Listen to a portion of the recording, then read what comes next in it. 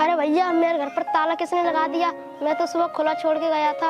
अरे छोटू, तुम्हारे पापा ने इस घर को गिरवी रखकर सेठ से कर्ज लिया था, तो सेठ सुबह यहाँ आया था और ये घर किसी डॉक्टर को दे दिया और इसके कागज भी। अरे भैया, हमने सेठ के पैसे तो समय पर दे दिए।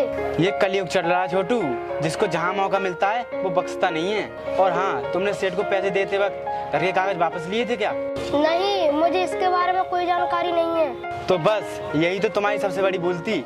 तुमने सेठ को मौका दिया और सेठ ने मौके का फायदा उठा लिया। ये तो मुझसे बहुत बड़ी गलती हो गई। अब मैं क्या करूं? अब तो तुम्हारे पास एक ही रास्ता है, तुम सेठ के पास जाओ और सेठ से बात करो, क्या पता उनको तुम पर दया आ जाए। मैं चलता हूँ।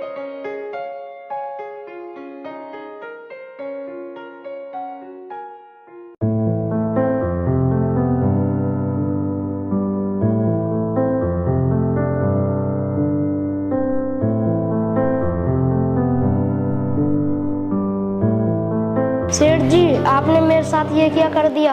हमने आपका कर्ज भी दे दिया और आपने हमारा घर भी और किसी को दे दिया। अबे बुद्धि खराब है क्या तेरी? भांग पी कर आया है क्या? जब तू मुझे कर्ज दे देता तो मैं तेरा घर किसी और को क्यों देता?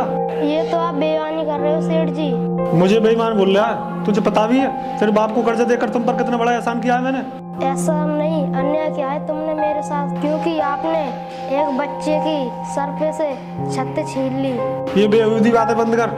क्या सबूत है तेरे पास जो तूने मुझे पैसे दिए हैं? सेठ जी, ये तो भगवान जानते हैं और आप भी जानते हैं। पागल हो गया है तू? घर खोने के सदमे में तेरा दिमाग खराब हो गया है? कोई सबूत है तेरे पास? कोई रसीद है तेरे पास? देख, ये बात तेरी ना पुलिस मानेगी और ना ही कोर्ट मानेगा। सेठ जी, मैं आपके आगे हाथ जोड़ता हूँ, मुझे घर से व्यवहार मत करो। तो तू ऐसे नहीं मानेगा? चल निकल यहाँ से। और देख, आज के बाद इस घर में पैर मत रख देना। चल भाग यहाँ से।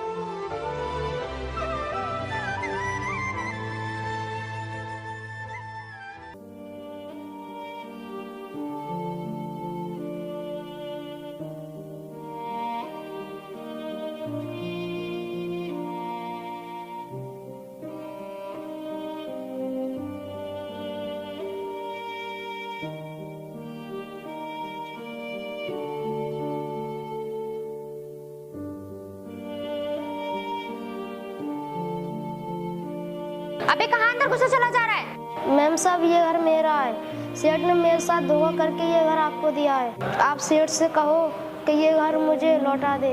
अबे पागल खाने से भाग कर आया है क्या? कभी सपने में भी देखा है ऐसा घर? पता नहीं कहाँ कहाँ से चले आते हैं। मेरी बात का विश्वास करो मैम साहब, सेठ ने मेरे साथ बहुत बड़ा धोखा किया है। जिस सेठ की तू बात कर रहा है ना, वो मेरे पिताजी हैं और उन्होंने ये घर मुझे खरीद के दिया है। इस घर के कागज भी हैं मेरे पास। मैम साहब, ये घर गिरवी रखकर हमने सेठ से कर्जा लिया था। हमने सेठ के सारे पैसे दे दिए, पर सेठ ने इस घर के कागज नहीं दिए। अच्छा, बहुत अच्छे। क्या खूब दिमाग लगाया है घर हड़पने के लिए? मुझे तो तू कोई फ्रॉड लग रहा है जो लोगों को गुमराह करके उनका इसी तरह घर हड़प लेते हैं। नहीं मैम साहब, आप अपनी तसल्ली के लिए यहाँ के लोगों से पूछ सकती हो। मुझे किसी से कुछ पूछने की जरूरत नहीं है। तू जाता है यहाँ से या फिर पुलिस को बुलाऊं? जी मैम साहब, मैं जा रहा हूँ। वहाँ अंदर कहाँ जा रहा है? तू कोई चोर उचक्का तो नहीं है? नहीं मैम साहब, इस घर में मेरे पापा की तस्वीर है, मैं वो ले जाना चाहता हूँ। इस घर में तेरा कोई सामान नहीं है, मैं अच्छी तरह से जानती हूँ। तू चोरी करने का जुगाड़ लगा रहा है। अब गलती से भी यहाँ आने की गलती मत करना, वरना पुलिस को बुला लूंगी। अब निकल यहाँ से।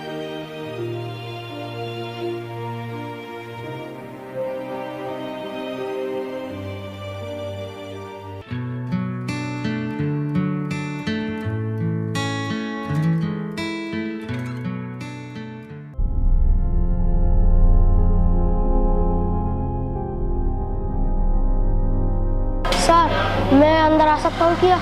अबे तेरी तो बहुत हालत खराब है। तू भीख मांगने का काम करता है क्या? अंदर मत आ, वहीं से बता क्या काम है तेरा। अंदर आना पूरे हॉस्पिटल की बेइज्जती है। डॉक्टर साहब, तुमने वो घर खरीदा है ना, वास्तव में वो घर मेरा ही है। आप सेठ से बात करो और मेरे घर की जांच करो। सेठ ने मेरे साथ बहुत बड़ा धोखा किया है।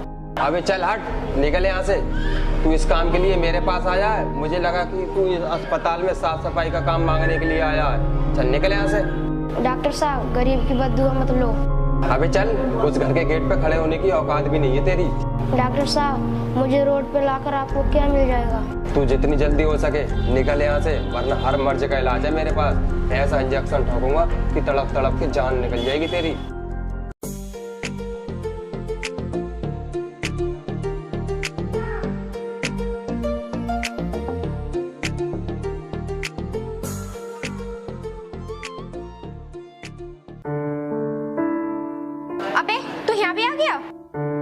कौन है ये, तुम जानती हो इसे? ये एक फ्रॉड है, लोगों को गुमराह करके उनका घर हड़प लेता है ये। ऐसे लोगों से तो सतर्क रहना चाहिए, ये बड़ी वारदात को अंजाम देते हैं। ऐसे लोगों को तो तुरंत पुलिस से पकड़वा देना चाहिए। मैं अभी फोन लगाता हूँ। नहीं डॉक्टर साहब, मैं कोई फ्रॉड नहीं हूँ, मेरी किस्मत ही खराब है, बस इसी समय। अरे पुलिस क्या करेगी, इससे पैसे लेकर इसे छोड़ देगी। हम इसे खुद ही सजा देते हैं, फिर आज के बाद ये कभी यहाँ दिखाई ना दे। तुम सही कह रही हो।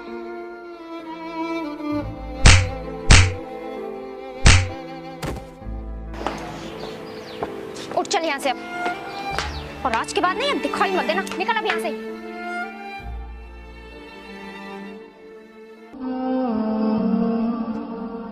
इस दुनिया में आजकल सच्चाई की कोई अहमियत नहीं होती, सारे लोग झूठे और बेईमान होते हैं। इस बेरहम दुनिया से मुझे कैसे मुकाबला करना है मैं अच्छी तरह से जानता हूँ। आज मेरे पास कुछ भी नहीं है, मैं बिल्कुल कंगाल हूँ, लेकिन फिर भी मेरे इरादे मजबूत हैं। मैं उन लोगों को सबक सिखा कर ही रहूँगा।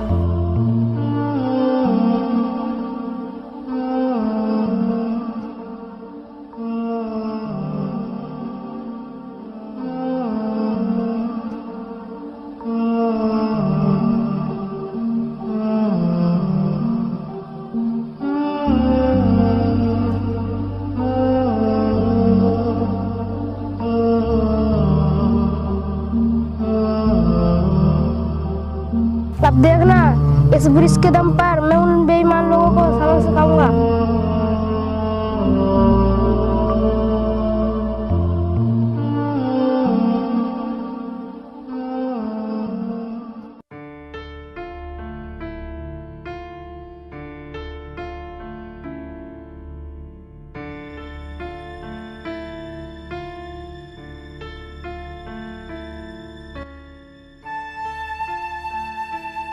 अंकल, मैं आपके जूते साफ कर दूं क्या?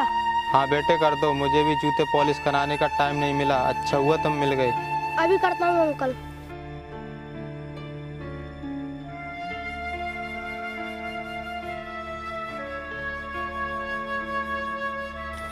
अरे बेटे किस्मत के मारे लगते हो। अंकल बहुत बुरी तरह। अरे बेटे ये जूते साफ करने से तुम्हारी जिंदगी नहीं संवरने वाली है। मैं जानता हूँ अंकल, मैं बड़े बड़े होटलों पे जाऊंगा, वहाँ पर बड़े बड़े लोग आते हैं, वे अपने कीमती जूते वहीं पर छोड़ जाते हैं। मैं उन्हें साफ करके चमका के मैं बेच दूंगा। उन्हें बेचकर जो पैसे मिलेंगे मैं जूतों का नया शोरूम खोलूंगा। बहुत अच्छे बेटे, तुम्हारे इरादों में दम है। मैं तुम्हारी कुछ मदद कर देता हूँ। मैं भी एक VIP होटल का मैनेजर हूँ और उस होटल के मालिक के कई बड़े बड़े होटल हैं। मैं तुम्हें उन होटलों में जाने की परमिशन दिलवाऊंगा। बहुत बहुत धन्यवाद अंकल। आओ बेटे चलो।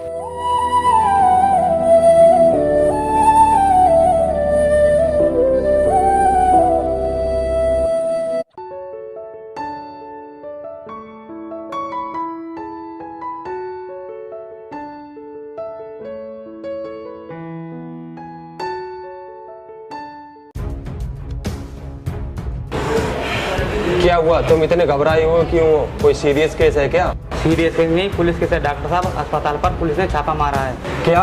विधायक जी को फोन लगा। विधायक से कुछ न होने का, पुलिस के साथ CBI रेड पड़ी है। ठीक है, मैं कुछ करता हूँ।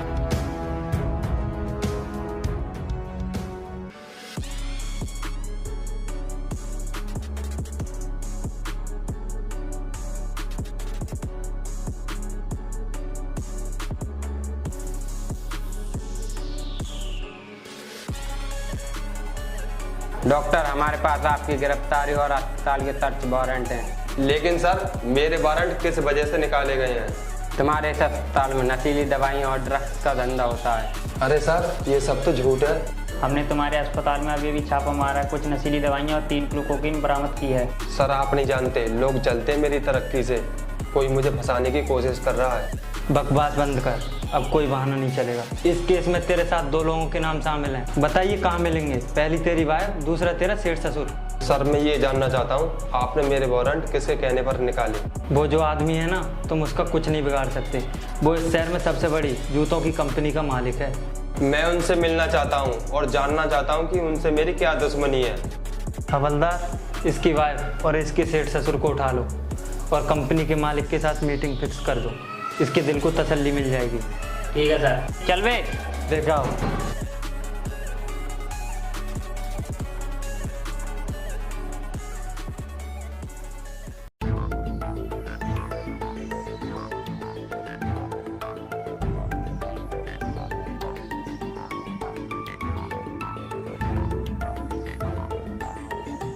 जी ऑफिसर बोलो, मुझे क्यों बुलाए यहाँ पर? ये डॉक्टर साहब आपसे कुछ सवाल जवाब करना चाहते हैं। जल्दी बोलो, मेरे पास इतना टाइम नहीं है। सर मैं जान सकता हूँ कि आपने मेरे वारंट किस वजह से जारी करवाए? मैं तो आपको जानता भी नहीं हूँ और आपसे मेरी क्या दुश्मनी हो सकती है? मुझे तुम भी जानते हो और तुम्हारी वाइफ भी और तुम्हारा ये सेठ ससुर भी, लेकिन पहचान नहीं पा रहे हो। माफ कीजिए, हमने आपको पहचाना नहीं। आप ही बता दीजिए आप कौन हो। और बेटा ये केस अपना वापस ले लो। आप जैसे अमीरों से हमारी क्या दुश्मनी हो सकती है? बिल्कुल सही कहा आपने। आपकी दुश्मनी तो गरीब लोगों से है, ताकि तुम उनका खून चूस सको और उनके साथ बेईमानी करके उन्हें घर से बेघर कर सको। अरे ये क्या बोल रहे हैं आप? मेरे डैड ने कभी किसी के साथ बेईमानी नहीं की। बेटा ये आप सब गलत कर रहे हो। अपना केस वापस ले लो, नहीं तो हम रोड पर आ जाएंगे। तभी तो तुम्हें पता पड़ेगा, जब किसी के सर से छत छिनती है तो उसे कितनी तकलीफ होती है। ये क्या बोल रहे हो तुम? बात को घुमाओ मत, सीधे सीधे बताओ क्या बात है। सीधा सीधा सुनेगा तो सीधा सीधा सुन। मैं वही बच्चा हूँ जिसके पिता का खून पसीने से बनाया हुआ घर तुमने 15 साल पहले हड़प लिया था, याद है? हाँ बेटा याद है, लेकिन मेरे किए की सजा मेरी बेटी और मेरे दामाद को मत दो। इन लोगों ने भी कम अन्याय नहीं किया था मेरे साथ। मेरे पास एक ही घर था, वो भी इन्होंने छीन लिया। जरा सोचो मेरे दिल पर क्या गुजरी होगी और मुझे कितनी तकलीफें हुई होंगी। देखिए सर, आपके साथ जो भी हुआ है उसे तुम भूल जाइए और आज भी तुम उस घर की पूरी कीमत ले सकते हो, लेकिन ये केस वापस ले लो। ये बकवास बंद कर। तूने उस दिन मुझसे क्या कहा था कि तेरा अंदर आना पूरे अस्पताल की बेइज्जती है? आज मैं तुझसे कहता हूँ, मेरे पास खड़ा होना मेरी शान के खिलाफ है। चल पीछे हट के खड़ा हो। बस हो गई तुम्हारे दिल को तसल्ली या और कुछ पूछना बाकी अभी? मैं अब किसी को कुछ बताना नहीं चाहता।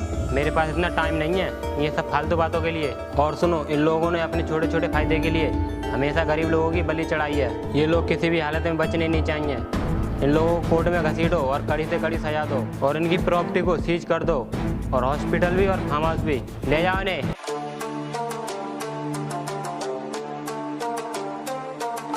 सो गाइस, आपको ये वाली वीडियो कैसी लगी? अगर वीडियो अच्छी लगी हो तो वीडियो को लाइक करें एंड कमेंट करें और अपने दोस्तों में शेयर करें। और हाँ, आपने हमारे चैनल को सब्सक्राइब नहीं किया है तो जल्दी से सब्सक्राइब बटन दबा दो और बेल आइकन ऑल पे प्रेस कर लो, ताकि आने वाली वीडियो को नोटिफिकेशन आपको मिलता रहे। तो मिलते हैं नेक्स्ट वीडियो में, जब तक के लिए जय हिंद, जय भारत। बहकी सभी जुबां है, हम हैं हजारों में, अब की कमी जरा है, हर चीज खास है।